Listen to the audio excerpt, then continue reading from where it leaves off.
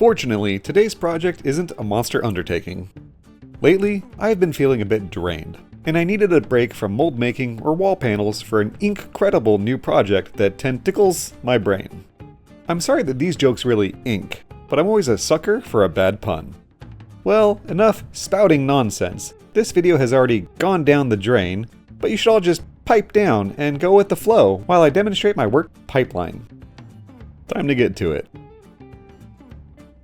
Today I'm going to use these 12-inch long air cylinders along with these front mount plates.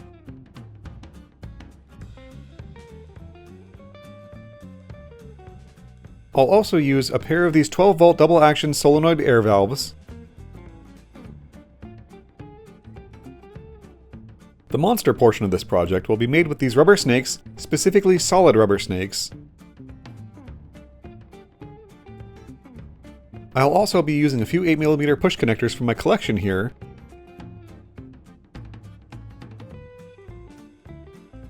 Some 3/4 inch thick plywood.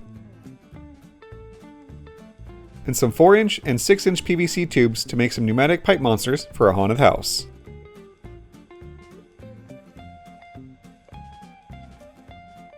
I'll start this build by using my table saw to cut the sheet of plywood into 6-inch and 8-inch strips, and then cutting those strips into 2 pairs of 6-inch and 8-inch squares.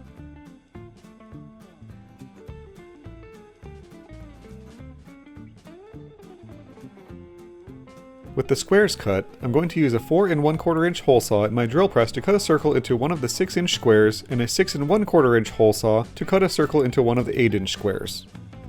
Each of the remaining squares will get a 1-inch hole cut out of the center.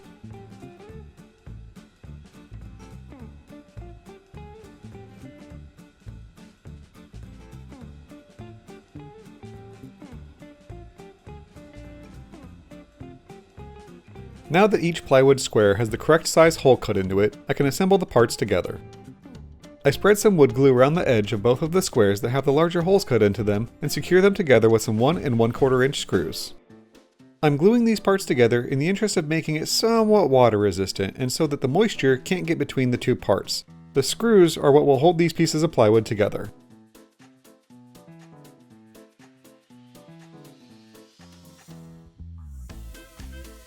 Once the glue has had time to dry... No, Kitty, it's not time for you. Come back later. Where was I? As I was saying, once the glue has had time to dry, I can move on to drilling holes so that I can mount the air cylinders. I use my L-square to draw lines diagonally, from corner to corner, and then place the flange over those lines with the lines passing through the center of each hole on the flange. I then mark the center of each of those holes and use a 1/4 inch drill bit to make the corresponding holes in the piece of plywood.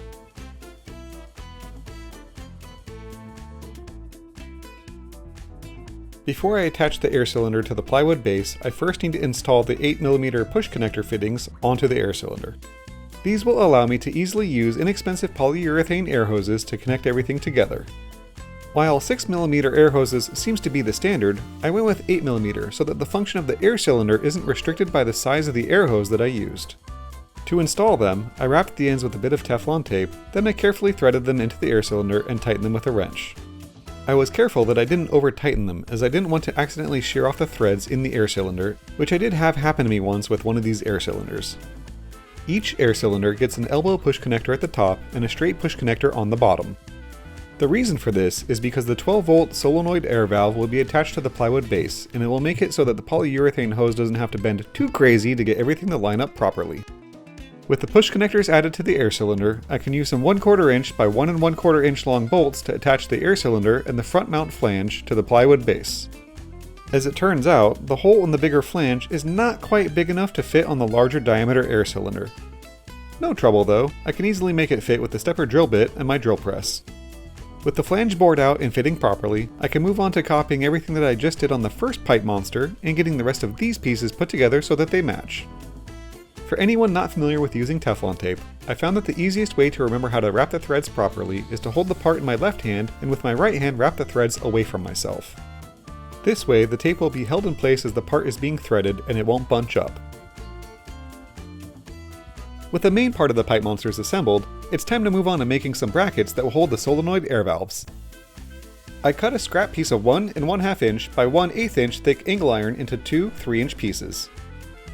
Next, I centered the solenoid valve on the angle iron and used a drill bit to score the steel exactly where the holes should go.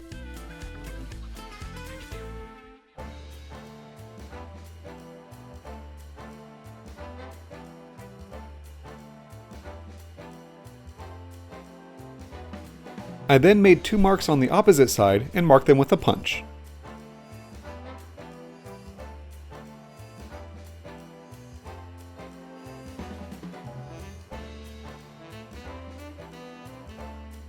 I drilled the holes for the solenoid with an ever so slightly oversized drill bit. I also used this drill bit to drill pilot holes on the opposite side.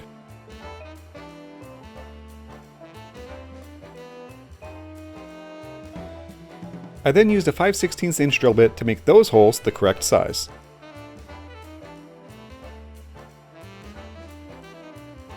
With the brackets made, it's time to finish mocking everything up and get them bolted to the plywood base. First, I attach the solenoid to the bracket and hand tighten the tiny bolts.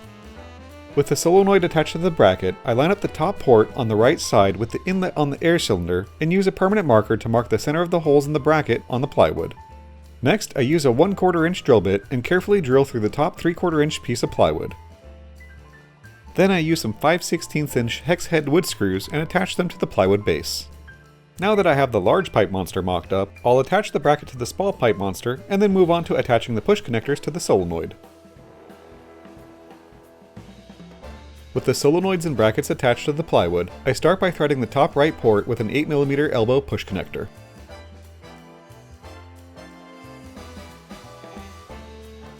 Next, I'll use a straight 8mm push connector on the top left port.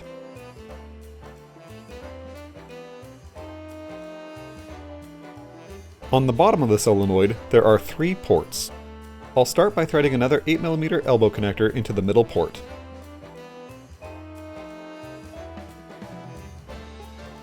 The other 2 ports will get these exhaust mufflers.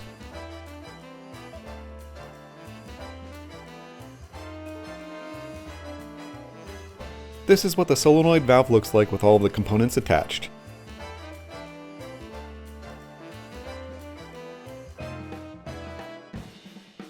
With the first solenoid fully assembled, I can put it back on the bracket and start assembling the same components in the same places to the second solenoid valve.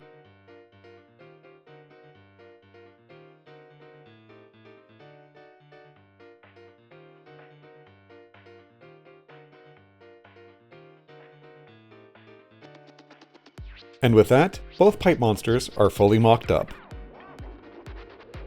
However, after I did all of that work to assemble them, it's time to take the major components apart and get them prepped for paint.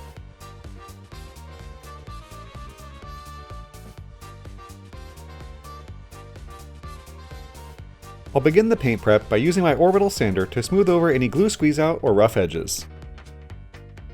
During setup, it's likely that these will be handled by a few different people, and I don't want anyone on my build crew getting any splinters.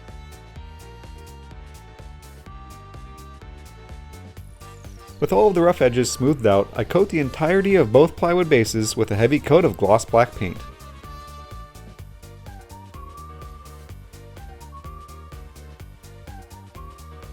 After the first coat has had time to fully dry, I flip them both over and paint the other side.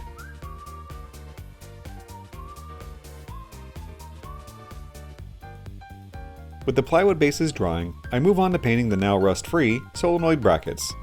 Since the haunted attractions that I do are typically outside, I'm going to use this high-quality epoxy appliance to hopefully ensure that the steel will be protected against the elements and won't end up rusting.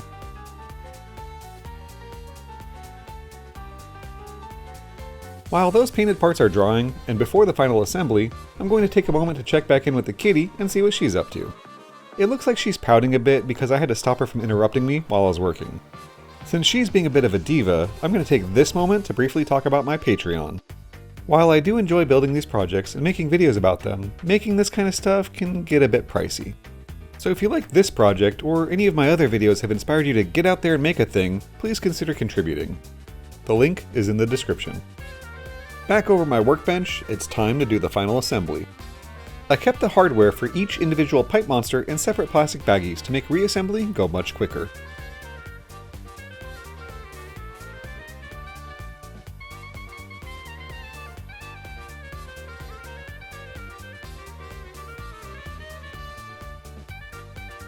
it's time to cut the 8mm polyurethane air hose to the needed lengths and connect everything together. First, I measure and cut a short section of air hose to connect the elbow on the top of the solenoid to the straight connector on the bottom of the air cylinder. Next, I measure a longer piece of air hose to connect the straight connector on the top of the solenoid to the elbow on the top of the air cylinder. Now that the large pipe monster is assembled, I can quickly reassemble the small pipe monster.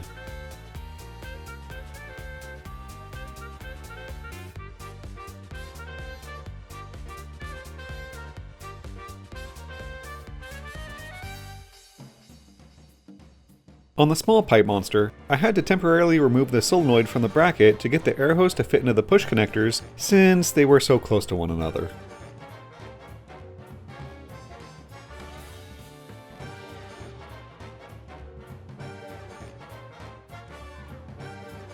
I think it's time to add some pipes to this pipe monster build.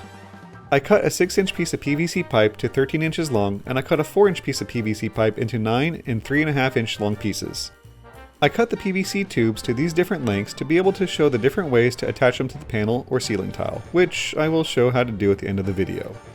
The 6-inch tube is the full size for the finished product, while the smaller 4-inch tube will have the 9-inch piece attached to the pipe monster mechanism, and the 3.5-inch piece will be permanently attached to the ceiling tile. By using this connector fitting, I can easily assemble and remove the pipe monster from the panel, as well as keeping the panel flat to maximize storage space. Initially, I was hoping that the PVC tubes would be snug enough to fit into the plywood base and just be press fit, but it turns out the 4-inch tubes are very loose.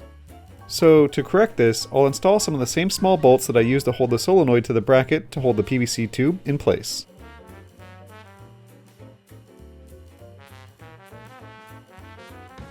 As it turns out, the 6-inch PVC tubes do have a very snug fit into the plywood base, and potentially wouldn't need to be bolted together. But for the sake of consistency, as well as making sure that they don't come apart when they're being used, I'll install some bolts on these as well. For the final part of this build, I should probably get around to making the monster part of the pipe monster. I start by cutting 2 pieces of steel tube that are each 3 inches long. I then weld the nuts from each of the air cylinders onto some large fender washers. I then weld those fender washers onto the 3-inch pieces of steel tube, as well as another fender washer onto the other side of the steel tube.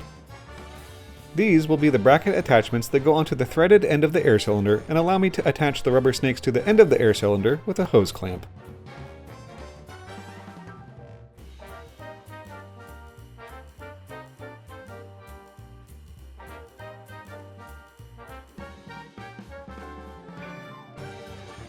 I had to be very careful when I was welding the nuts from the air cylinder onto the fender washers. If I had made them too hot, it could easily have deformed them and made them unable to be reattached to the male end of the threads.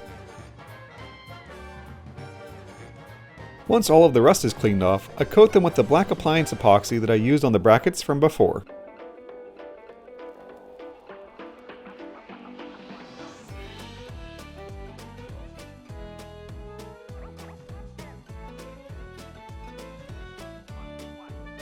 With the monster brackets ready, I can move on to preparing the rubber snakes to finish this project. The monster portion of this project is just these rubber snakes, cut into sections that are 12 to 10 inches in length.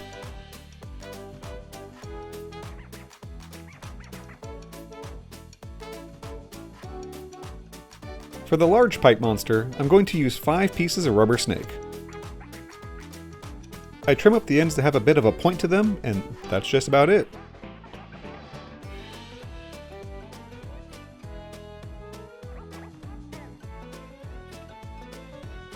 For the small pipe monster, I'm going to cut 4 pieces of rubber snake and trim the ends of them as well.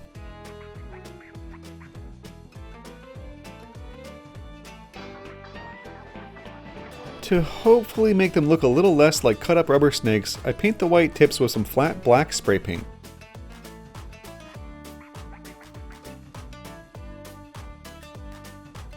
After the paint dried, I placed the rubber snakes around the brackets that I made and secured them in place with a hose clamp.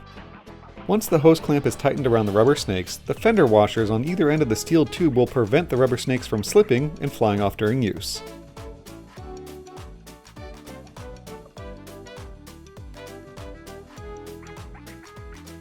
One cool thing about this project is that the bounciness of the rubber snakes will give a fantastic and chaotic secondary movement to the effect that will really bring it to life.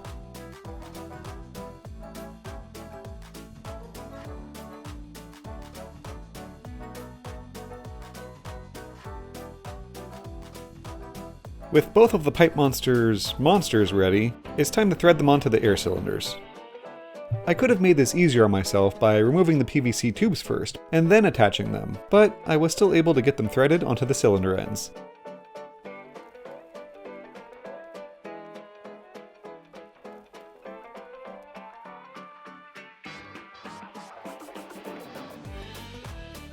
And with that, the pipe monsters are just about ready, except I have one little bit of housekeeping left to take care of before I can demonstrate them. Well, technically two, but I'll get to that in just a bit. I decided to add these water-resistant connectors to the solenoids and the wires that go to the prop controller. That way, they're plug and play when it comes to setting them up on site.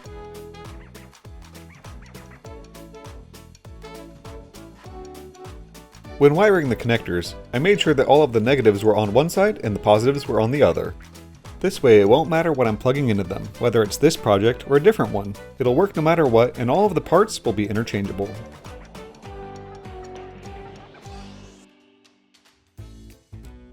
And there they are. A relatively simple build, but an effect that can make a really big impact if implemented well. They're a pretty versatile effect that can fit in with a wide variety of different themes. I'll be using these this coming October in a circus-themed haunted attraction that I'll be producing. They could just as easily fit into a sci-fi theme, an under-the-ocean sea creature theme, a jungle theme, or even a laboratory theme. I ended up having to change out the straight push connector on the bottom of the small pipe monster to an elbow because the polyurethane hose was bending a bit too much for my liking. I also whipped up this manifold that has two 8mm push connectors on one side with an air regulator and standard air compressor attachment on the other side. With the build of the pipe monster itself out of the way, I'm going to go over a couple of ways that I can attach these to a ceiling tile or wall panel. To mount the pipe monsters in a ceiling tile, the obvious and easiest way is to use a hole saw, cut a hole in the plywood, and drop it in. However, not every situation would call for a pipe to be randomly sticking out of a wall or ceiling. That means that I'm going to have to make some mounts to attach to the back of a panel. I started by making two 6" by 6" plywood squares and two 8" by 8" squares. I then used a scrap piece of the two different sized PVC tubes and traced out each of them onto one of the two squares. I then covered the outside edge with glue and fastened them together.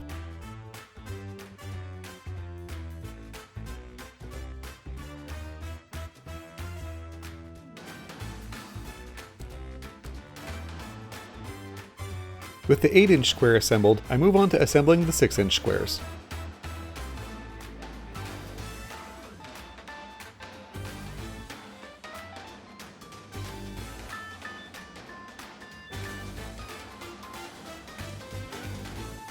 I then used the same two hole saws from earlier and cut a 4 1/4 inch hole out of the 6" square and a 6 1/4 inch hole out of the 8" square.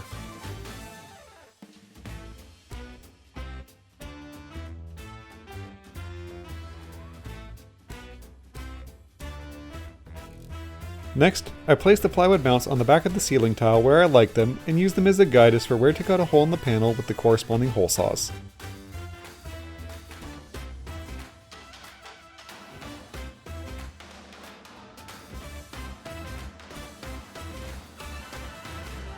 I then remove the screws from the plywood square, apply some glue around the edge, and clamp it into place.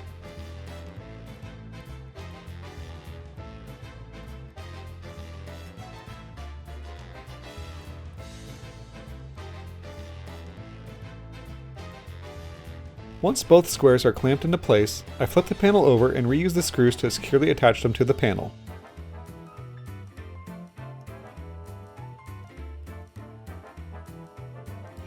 After the glue had plenty of time to cure, I took the 3.5 inch piece of 4 inch PVC tube and glued it into the back of the corresponding plywood mount. Also, I realized I skipped a step that I should have done sooner before gluing the squares to the back of the panel. Basically, I should have drilled 1/4 inch holes into opposite sides of the square and the PVC tube. At this point, I only have room to do just the one. For the 8 inch square, I used the hole saw to clean up any glue that may have foamed out into the middle.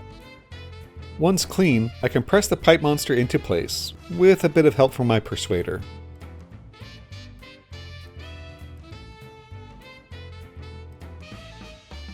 I then secure it into place by drilling a hole on either side and tightening it together with some 1/4 inch bolts.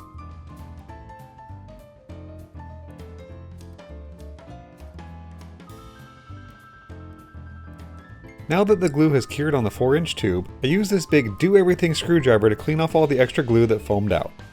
After the glue has been cleared away, I compress this ball pipe monster into place and I'm finally ready to try these things out and see how they work.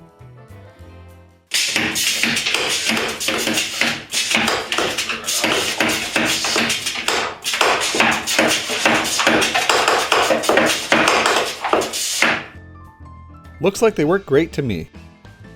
They did have a little trouble getting stuck in the tube once in a while, so I put an extra hose clamp on the small pipe monster and it seemed to help.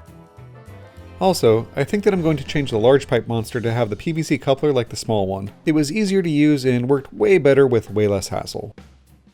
The last modification that I'm going to do is to make the PVC pipes a bit longer. The metal bracket is coming out too far, and I don't want anyone getting punched in the top of the head by it. The only people with holes in their heads should be the fake dead bodies, or certain actors.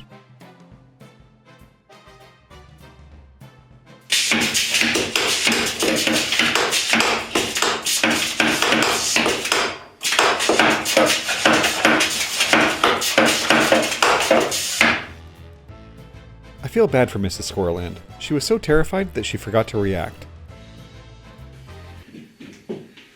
There you go.